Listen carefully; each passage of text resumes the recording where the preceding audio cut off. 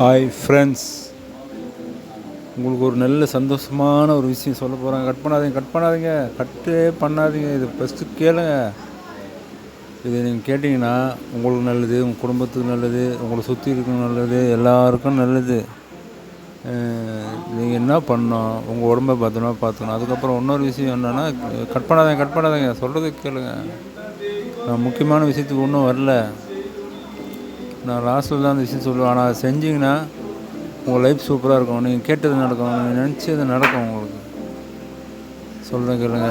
காலையில் என்ன பண்ணணும், எழுந்து காலையில் 5 மணிக்கு எழுந்துக்கணும். எழுந்து குளிச்சுட்டு சீக்கிரமாக ப்ரெஷ் பண்ணிட்டு 5 மணிக்கு காலைல ஒரு 6 மணிக்கு 5 மணிக்கு எழுந்து வாக்கிங் போகணும்.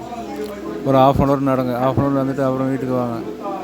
அதுக்கப்புறம் கிளம்பி டியூட்டிக்கு போய்ட்டு சாயந்தரமாக வாங்க.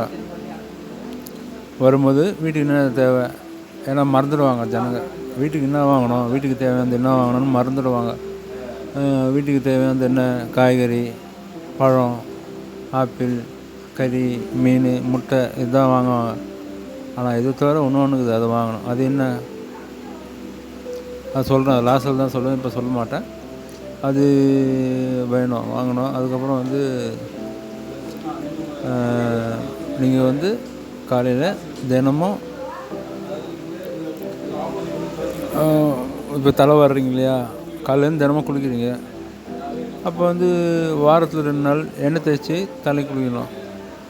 நல்லெண்ணெய், அப்பட்டு நல்லெண்ணெய் வாங்கி தலை தேய்ச்சி ஒரு 1 hour ஊற வச்சு, அப்புறம் ஒரு அந்த சீக்காய் அரைச்சி, நல்லா வசதியாக நல்லா இருந்தால் சீக்காய் வாங்கி காய வச்சு அரைச்சி அதை தலையில் தேய்ச்சி குளிங்க. இல்லை வசதி கம்மியாக இருந்தால் கடையில் விற்கிறாங்க கார்த்திகா சீப்பா, 2 ரூபா அது.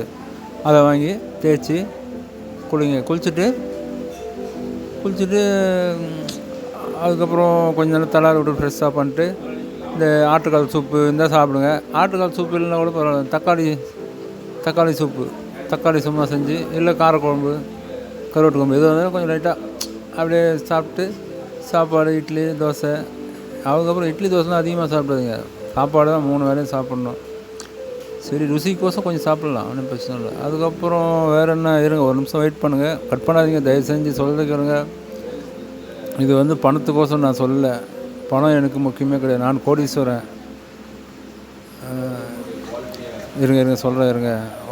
ஒரு கொசு ரொம்ப டிஸ்டர்ப் பண்ணுது.